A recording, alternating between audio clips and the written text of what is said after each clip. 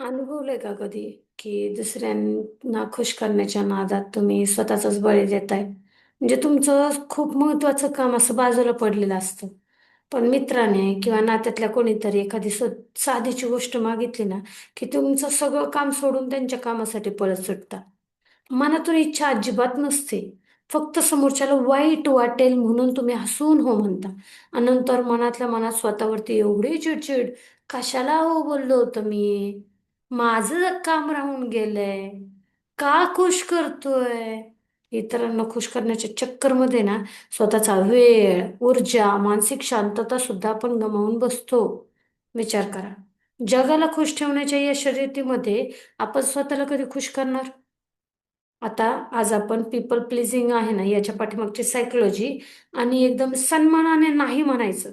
कसं काय म्हणजे, नाही तर म्हणायचे, पण दुखून वगैरे नाही, रुडली नाही, पण अत्यंत सन्मानाने. हे कसं ते शिकणार आहे. ओके. आता सायकोलॉजीनुसार हे जे पीपल प्लीजिंग आहे म्हणजे काय असतं, तर आपलं जे सबकॉन्शियस माइंड आहे ना, त्याच्यामध्ये एक भीती असते. मी जर नाही म्हंटलो तर हा माणूस माझ्यावर रागवेल, मला सोडून जाईल, मला वाईट माणूस समजेल. गृहीतक लहानपणापासून आपलं शिकवलंय ना, म्हणजे की दुसऱ्यांचं ऐकावं, कोणाला दुखवू नये. आणि याच्यामुळे आपण नाही म्हणायला शिकलोच नाही.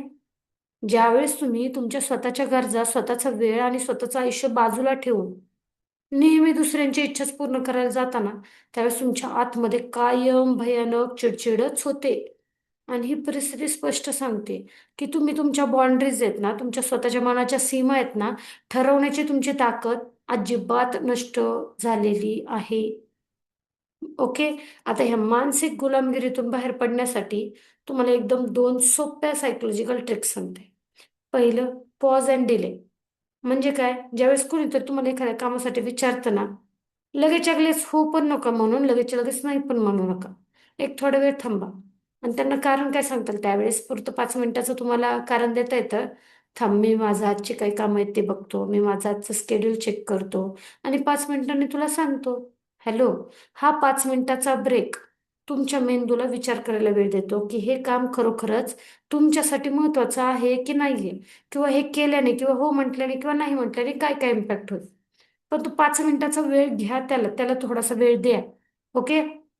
चेक करण्यासाठी की तुमच्यासाठी काय गरजेचं आहे. ओके. आणि दुसरं, सॉफ्ट नो टेक्निक. म्हणजे समोरच्याला दुखवायचं नाहीये. समोरच्याला न दुखवता सुद्धा नाही म्हणता येतं. जसं की जे म्हणतो आपण त्याच्या पाठीमागे एक कारण देणं, जे व्हॅलिड असेल, खरं असेल. मला तुझी मदत करायला नक्कीच आवडलं असतं, पण आज माझं आधीचंच एक काम महत्वाचं बाकी आहे, त्याच्यामुळे मला आजचे दिवस फक्त माफ करशील, पण आज नाही जमणार. काम नाकार माणसाला नाही. काहीतरी त्याच्याबद्दल तू नेहमीच असं करतोस, दरवेळेसच असं नाही, नको.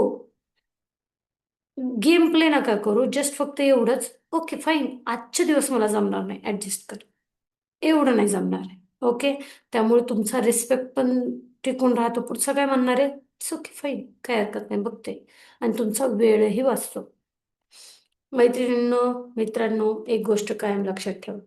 जे लोक तुमच्या मनाचा, वेळेचा आदर करत नाहीत, त्यांना खुश करण्याचा प्रयत्न म्हणजे स्वतःचा अपमान करण्यासारखा आहे. स्वतःला प्रायोरिटी देणं म्हणजे स्वार्थीपणा अजिबात नाही.